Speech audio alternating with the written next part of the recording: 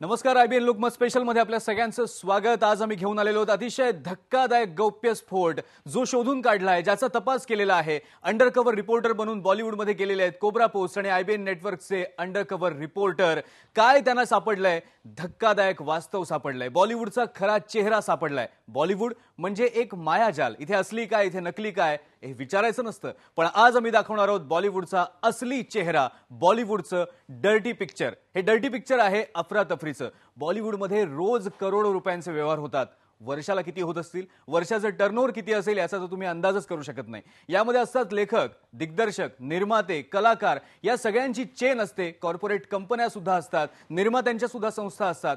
काय करतात ह्या? पैसा आणतात कुठून आणि जो पैसा येतो त्याचा पांढरा पैसा कसा होतो, नफा कोण विभागून घेतं, हा जो सगळा व्यवहार आहे, ही जी सगळी अफरातफर आहे, टॅक्स कसा वाचवला जातो त्यासाठीची, ती आज आम्ही तुम्हाला दाखवणार आहोत. काही महत्त्वाचे निर्माते, महत्त्वाचे लेखक आणि दिग्दर्शक यांच्यापर्यंत हे अंडरकव्हर रिपोर्टर पोहोचले आणि त्यांना सापडलं हे धक्कादायक वास्तव. त्यांनी केलेला तपास आम्ही तुमच्यापुढे आणलेला आहे आणि त्याचबद्दल आपण बोलणार आहोत दिलीप ठाकूर यांच्याशी. दिलीप ठाकूर हे एक पत्रकार आहेत, समीक्षक आहेत. गेल्या अनेक वर्षांपासून बॉलिवूड असेल, मराठी इंडस्ट्री असेल, त्यांच्यामध्ये होणारे व्यवहार, पार्ट्या असतील, फिल्मी शूटिंग असेल, त्यांच्याशी त्यांचा जवळचा संबंध आहे. दिलीप ठाकूर, स्वागत आहे तुमचं आमच्या या स्पेशल कार्यक्रमामध्ये, इन्व्हेस्टिगेटिव्ह कार्यक्रमामध्ये. पण आपण सुरुवातीला बघूयात काही असे महत्त्वाचे रिपोर्ट ज्यामध्ये तुम्हाला समजेल की या निर्मात्यांचे सिनेमे आतापर्यंत तुम्ही पाहिलेत, दोनदा, तीनदा, चारदा पाहिले असतील. तुम्ही पैसा तर कमवून दिलात, पण या पैशाचं पुढे काय झालं, किंवा तो सिनेमा फ्लॉप झाला असला तरी सुद्धा त्या निर्मात्याला त्याचा फटका का नाही बसला, या रिपोर्टमधून आपल्याला कळेल. सुरुवातीला आपण बघूयात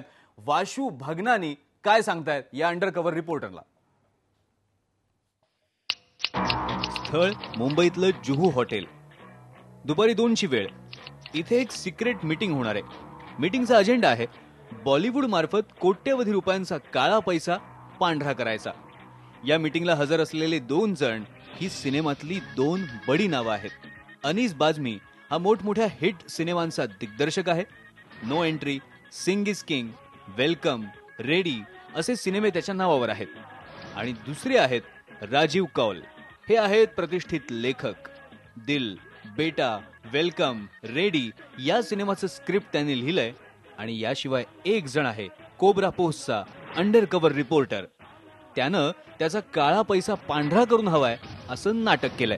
हमारे साथ मैंने इनको बताया था राजीव जी की हमारे साथ प्रॉब्लम ये कि हमारा कैश का अरेंजमेंट ज़्यादा है, ब्लैक का पैसे का है, तो वही सर एडजस्ट हमारा ज़्यादा करना है. हाँ, जितना कैश देना है, जितना चेक देना है वो मुझे कोई प्रॉब्लम. मैंने उनको क्या बोला, अभी आप 2 दीजिए और 2 कैश का दे दो, 4 अभी दे दो, बाकी रंकर को दे दो. नहीं सर, इम्पोर्टेंट तो हमारे लिए है कि वाइट भी हो जाएगा हमारा. सबसे इम्पोर्टेंट तो चीज़ ये है हम अपना पैसा जो लगा रहे हैं वो वाइट भी हमारा हो जाए. मैक्सिमम हम चाह रहे हैं कि भाई ब्लैक का इसमें लग जाए, वाइट आ जाए हमारा.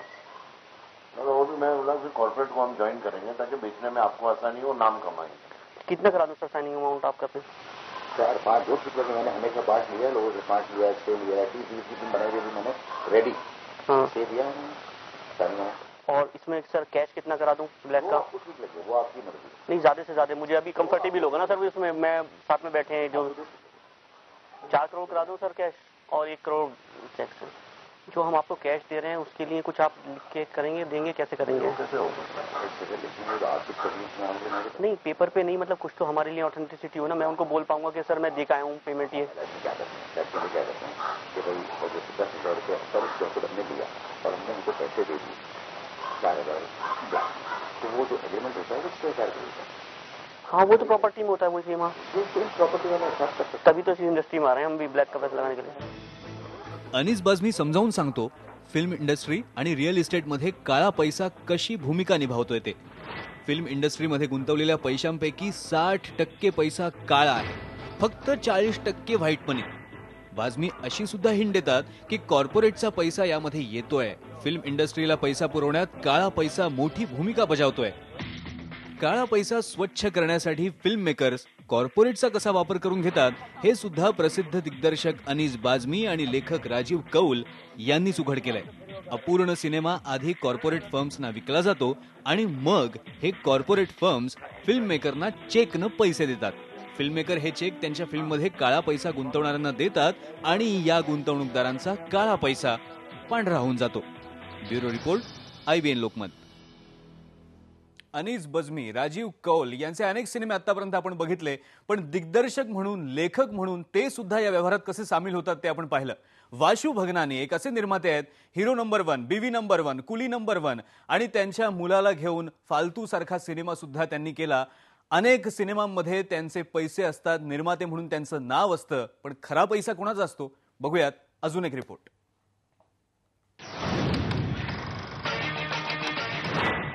हिंदी फिल्म इंडस्ट्रीतला प्रसिद्ध निर्माता वाशू भगनानी. कुली नंबर 1, बडे मियां छोटे मियां, डू नॉट डिस्टर्ब आणि फालतू या सिनेमांची निर्मिती वाशू भगनानीने केली आहे. पण या सिनेमांमध्ये पैसा गुंतवणारे कोण होते आणि त्या बदल्यात वाशू भगनानीनं त्यांना कोणते वायदे केले होते?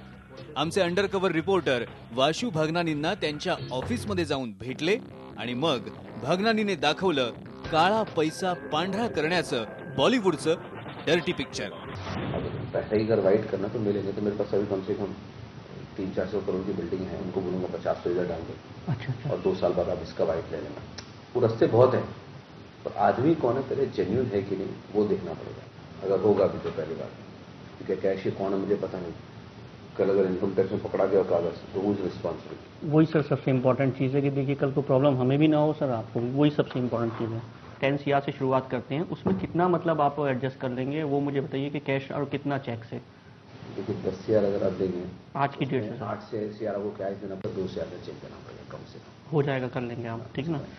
तो उसमें हम दिखा देंगे कि 2 करोड़ के सामने हम आपको इतना प्रॉफिट देंगे, स्ट्रेट अवे पेपर वर्क ही बना देंगे. तो ना आपको कैश का न लेना न देना, जिसको कहते हैं डिस्ट्रीब्यूशन राइट. तो वो क्या होगा समझिए, आपको मैंने राइट दिया 9 करोड़ का और आपसे मैंने 3 करोड़ का एग्रीमेंट कर दिया. ठीक है. उसके बाद हम लोग एग्रीमेंट कैसे करते हैं सबके साथ, ऐसा आपके साथ नहीं तो 50 साल से चल रही है कि जो भी प्रॉफिट आएगा 20% प्रॉफिट लेंगे आपके इन्वेस्टमेंट का. समझिए आपने 8 करोड़ का लगाया तो आपको 1 करोड़ 60 लाख रुपया प्रॉफिट मिलेगा और उसके ऊपर जो भी प्रॉफिट आएगा 50-50. ठीक. तो मैं रिलीज में जो आपको पैसे मिल जाएंगे आप मुझे दे देंगे. ये रास्ता वैसे आपने मुझे कैश दे दिया तो न कागज न पत्र न लिखना न फेंकना, आप पिक्चर के डिस्ट्रीब्यूटर हो गए ऑल इंडिया. वाशू भगनानीने तर सगळा व्यवहारच उघड केला. म्हणजे या अशा डीलमध्ये फायनान्सर आणि निर्माते या दोघांचाही कसा फायदा असतो तेच वाशू भगनानीने सांगितलं. फिल्म डिस्ट्रीब्युशनच्या माध्यमातून फायनान्सरचा काळा पैसा पांढरा होतो आणि निर्मात्याला सिनेमा बनवायला पैसे मिळतात आणि नफा झालाच तर त्यातला वाटाही मिळतो. Bureau report, IBN Lokmat. लेखक, दिग्दर्शक आणि निर्माता 3 उदाहरणं आपण आता पाहिली. यामध्ये यांचा व्यवहार कसा चालतो, टॅक्स वाचवण्यासाठी हीच लोक समोरच्या आलेल्या पार्टीला, जे इन्व्हेस्टर आहेत, जे फायनान्सर आहेत, त्यांना कशी मदत करतात आणि कसा व्यवहारासाठी त्यांनी आपली एक पद्धत बनवलेली आहे हे आता आपण पाहिलं. आपल्यासोबत आहेत दिलीप ठाकूर, पत्रकार आहेत, समीक्षक आहेत, अनेक वर्ष इंडस्ट्रीशी त्यांचा जवळून संबंध आहे. दिलीपजी, हा जे काही आपण 2 उदाहरणं आता पाहिली, सहज ते अगदी करोडो रुपयांचे व्यवहार सांगतायत समजावून. यामध्ये काळा पैसा जो हा मुद्दा आहे, काळा पैसा या सगळ्या सिस्टीमचा आता अगदी महत्वाचा भाग झालाय, असंच यामधून आपण म्हणू शकतो का? हो, पण काय माहिती आहे, हे सगळं पाहिल्यानंतर मला माझ्या 2 भूमिका मी मांडतो. एक प्रेक्षक म्हणून जेव्हा मी या सगळ्याचा विचार करतो तेव्हा मला याचा सगळ्याचा धक्का बसतो. धक्का अशासाठी बसतो की अरे, मी ज्या सिनेमावर प्रेम करतो, ज्या कलाकारांवर प्रेम करतो, ज्या चित्रपटांच्या माझ्या आठवणी असतात, तो चित्रपट अशा प्रकारच्या जर पैशावर बनत असेल तर मला त्याच्यातून मानसिक समाधान नक्कीच मिळणार नाही. मला त्याचं दुःख होईल. परंतु पत्रकार म्हणून मी ज्या ह्या गोष्टींकडे बघतो तेव्हा मला असं लक्षात येतं की ह्या गोष्टी साधारण 70च्या दशकापासून सुरू झालेल्या आहेत. मग तत्पूर्वी कसं व्हायचं की जे काही जेन्युइन फिल्म मेकर होते की ज्यांची आपण नावं आदरांनी घ्यायची, समजा व्ही शांताराम असतील, अमिया चक्रवर्ती असतील, BR चोप्रा असतील, राज खोसला, विजय आनंद, राज कपूर, गुरुदत्त, ही जी परंपरा होती त्या परंपरेमध्ये असं होतं की त्यांना चित्रपटाविषयी प्रेम होतं. के. मेहबूब खान हे तर मोठमोठी स्वप्न व्हायचे. त्या स्वप्नांना पडद्यावर आणण्यासाठी त्यांचा जो काही ध्यास असायचा, त्या ध्यासापासून आपली चित्रपटसृष्टी खूप पुढे आलेली आहे असं मला वाटतं. आणि ती अशा पद्धतीने पुढे आलेली आहे की ती अजून कुठे जाणार आहे, म्हणजे ती खड्ड्यात तर जाणार नाही ना. कारण अशा पद्धतीने तर चित्रपट बनणार असतील, माणसं जर अशा पद्धतीचे व्यवहार करणार असतील तर याच्यातून जे काही निर्माण होणार असेल ते चांगलं नसेल. बरोबर, असं मला व्यक्तिशः वाटतं. तुम्ही आता म्हणालात की प्रेक्षक म्हणून जेव्हा विचार करता तेव्हा तुम्हाला थोडंसं वाईट वाटतं की आपण ज्यांचे सिनेमे पाहिले ते सगळे माणसं पडद्यामागे हा सगळा व्यवहार करतायत. यापूर्वी सुद्धा जेव्हा बॉलिवूडवर आरोप झाले किंवा काही गोष्टी उघड झाल्या होत्या, अंडरवर्ल्डशी संबंध असेल, त्या वेळेला प्रेक्षकांची प्रतिक्रिया, प्रेक्षकांच्या मनात नेमकं काय होतं जे तुम्ही टिपलं होतं? त्याच्या वेळेला मला लक्षात आलं की ज्या वेळेला समजा आपण आता एक 93 सालचा मुंबईतला म्हणजे 92-93 साली जी मुंबईत दंगल झाली, बॉम्बस्फोट झाले आणि चित्रपटसृष्टीचे दाऊदशी संबंध आहे अशी जेव्हा चर्चा झाली, त्यावेळेला खलनायक या सिनेमाचं प्रदर्शन जे एप्रिल महिन्यात होणार होतं ते ऑगस्टपर्यंत पुढे ढकललं गेलं. कारण संजय दत्तच्या विरुद्ध असलेलं सामाजिक आणि सांस्कृतिक वातावरण आणि त्याचा फटका खलनायक या चित्रपटाला बसला. खलनायक हा सुभाष घईचा कारकिर्दीतील महत्वाचा चित्रपट आणि संजय दत्तला नंबर 1चं स्थान दिलं असा चित्रपट होता. परंतु तो चित्रपट मेट्रोत झळकला आणि लोकांना फारसा आवडला नाही. कारण त्या काळामध्ये चित्रपटसृष्टी आणि संजय दत्त लोकांच्या मनातून पूर्णपणे उतरले होते. जेव्हा अशा पद्धतीच्या गोष्टी लोकांसमोर येतात तेव्हा भारतीय चित्रपटाचा जो खरा प्रेक्षक आहे, जो प्रेम करतो या सिनेमावर, तो त्या सिनेमापासून काही काळ फारकत नक्कीच घेतो. किमान तो कालखंड महिना 1.5 महिन्याचा असो, कारण त्याला ते आवडत नाही की अशा पद्धतीने, कारण त्याचं सिनेमावर जे प्रेम आहे ना ते त्याच्यात तो स्वप्न पाहतो, एक आशावाद पाहतो, मनोरंजनाची एक आपली दुनिया, एक आपलं विश्व आहे, त्याच्याशी तो कनेक्ट होतो. बरोबर. तुम्ही प्रेक्षकांबद्दल सांगताय, पण असे काही निर्माते, असे काही दिग्दर्शक, असे काही लेखक या इंडस्ट्रीमध्ये अजूनही आहेत जे कदाचित या सगळ्या व्यवहाराचा भाग नसतील. आज त्यांना काय वाटत असेल? काही चांगले सिनेमे अजूनही आपल्याला दिसत आहेत या इंडस्ट्रीमध्ये बनत असताना, कदाचित त्यांच्यामध्ये मागे हा सगळा व्यवहार होत नसेल, पण आज त्यांची कुचंबणा होते असं वाटतं तुम्हाला? हो, नक्की होते. ज्यांना ह्या वाटेने जायचं नाहीये त्यांचे प्रॉब्लेम असे असतात की त्यांच्याकडे विषय चांगला असतो, पटकथा तयार असते, परंतु चांगले निर्माते भेटत नाहीत. का मिळत नाहीत? कारण ते म्हणतात अरे मी ह्या अशा पद्धतीच्या पैशांवर चित्रपट करणार नाही, मी करीन तर जेन्युइनली सिनेमा करीन. तर त्यांची कुचंबणा होते. ते म्हणतात की अरे मी तो पैसा तर वापरला, तर मला त्या बदल्यामध्ये असे पैसे पुरवणाऱ्यांचे काही गोष्टी ऐकाव्या लागतील. म्हणजे नेहमी पूर्वी असं म्हटलं जायचं की अरे अमुक चित्रपटाची ट्रायल झाली आणि तो वितरक म्हणतो की त्याच्यामध्ये अमुक ठिकाणी एक गाणं आलं तर बरं होईल. ते का बरं होईल? कारण त्यांनी काहीतरी पैसा पुरवलेला असतो. तर अशा पद्धतीचा पैसा घेऊन जर कोणी जेन्युइन मेकरने सिनेमा करायचा म्हटला तर आजच्या तारखेला त्याला सांगितलं जाईल की याच्यामध्ये आयटम साऊंड टाक, तिथे आरती शाबरिया पाहिजे, पायल रोहतगी पाहिजे, ज्या या 2 मध्ये आहेत. बरोबर. म्हणजे आता त्या दोघींना जी कामं मिळतात सिनेमामध्ये, तर त्या अशा टाईपच्या जो पैसा येतो त्या जोरावर बनणाऱ्या चित्रपटातून मिळतात, असं याचा अर्थ होतो. बरोबर आहे. आणि जेन्युइन निर्मात्याचा, दिग्दर्शकाची याच्यामध्ये कोंडी होऊ शकते, होतच असते ती. बरोबर. म्हणजे फक्त पैशाची अफरातफर नाहीये, त्या मार्गाने किंवा त्या माध्यमातून इतरही अनेक गैरप्रकार हे शिरलेले आहेत बॉलिवूडमध्ये. याची कुजबूज होती, लोक वाचत होते कुठे किंवा लोकांची चर्चा होती. पण आज पहिल्यांदा कोब्रा पोस्ट आणि IBN नेटवर्कच्या या रिपोर्टमुळे हे सगळे व्यवहार कशा पद्धतीने होत आहेत हे स्वतः त्या लोकांच्या तोंडूनच आज सगळ्या प्रेक्षकांना ऐकायला मिळत आहेत. आणखी आपण याबद्दल बोलणार आहोत. अजूनही काही दिग्दर्शक आहेत, निर्माते आहेत, ज्यांच्याबद्दलचे धक्कादायक रिपोर्ट आम्ही तुम्हाला दाखवणार आहोत. ब्रेक नंतर पुन्हा भेटूयात. पहा फक्त IBN.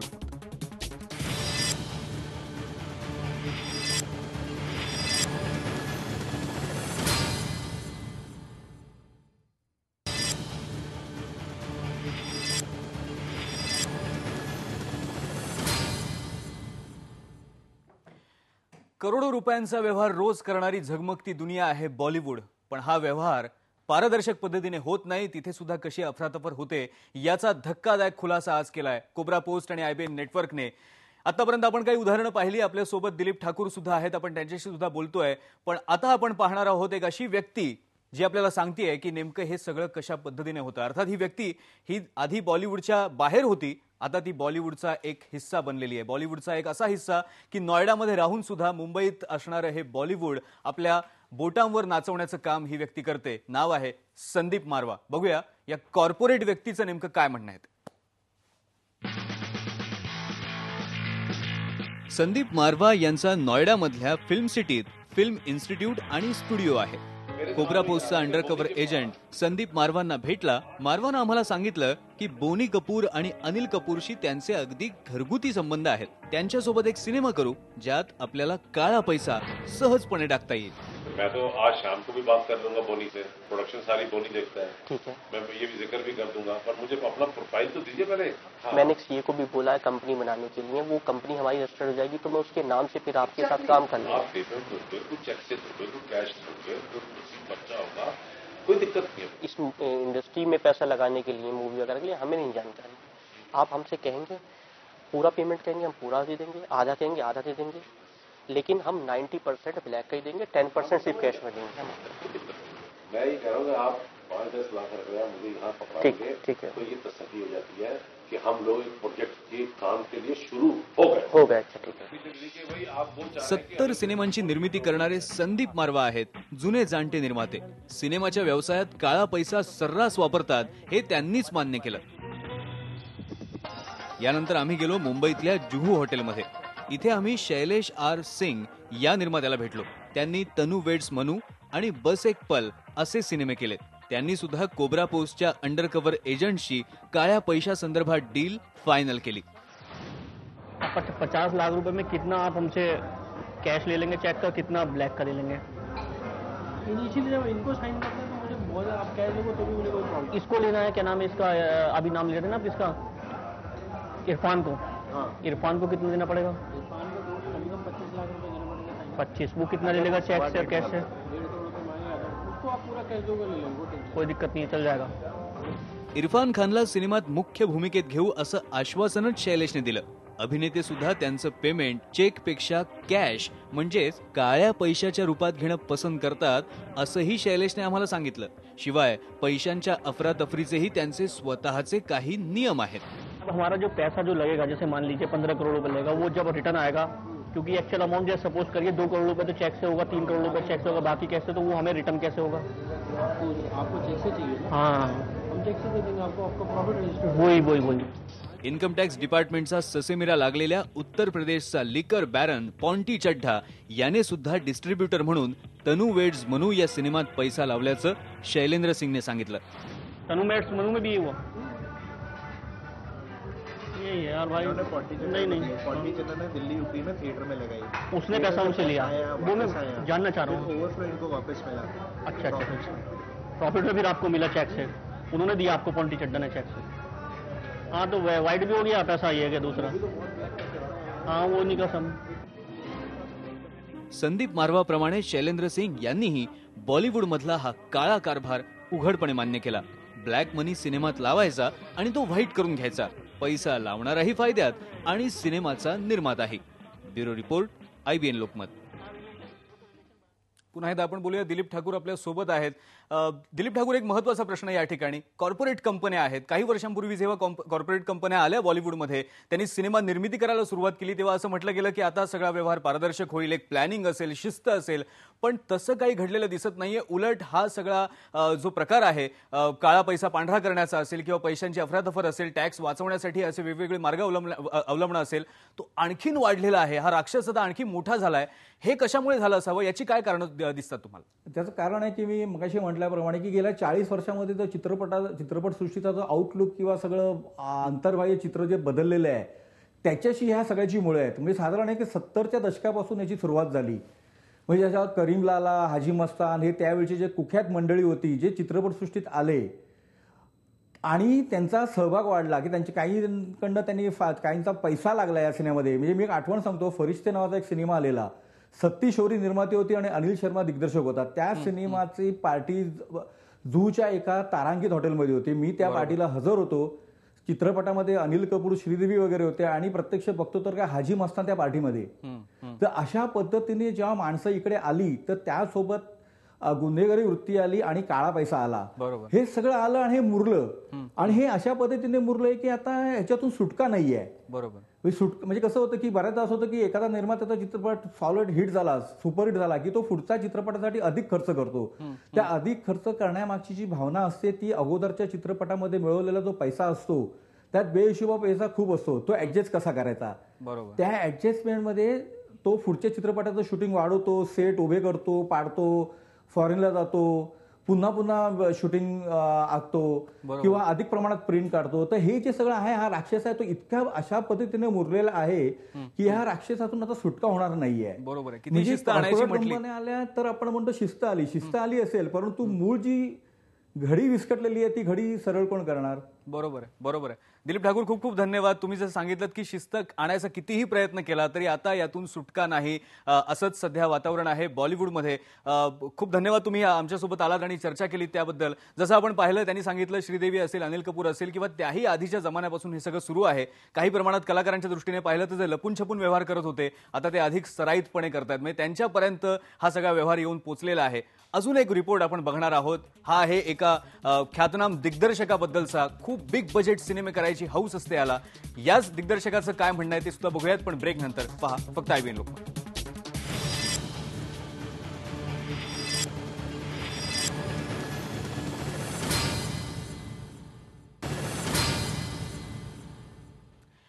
तुम्ही पाहताय कोब्रा पोस्ट आणि IBN नेटवर्कचा एक धक्कादायक गौप्यस्फोट. आतापर्यंत आपण काही उदाहरणं सुद्धा पाहिली, पण आता आपण पाहणार आहोत अनुभव सिन्हा काय म्हणतोय ते. रावण सारख्या बिग बजेट सिनेमाचा दिग्दर्शक आहे, पण या दिग्दर्शकाचा सुद्धा यामध्ये काय रोल आहे ते सुद्धा आपण बघूयात.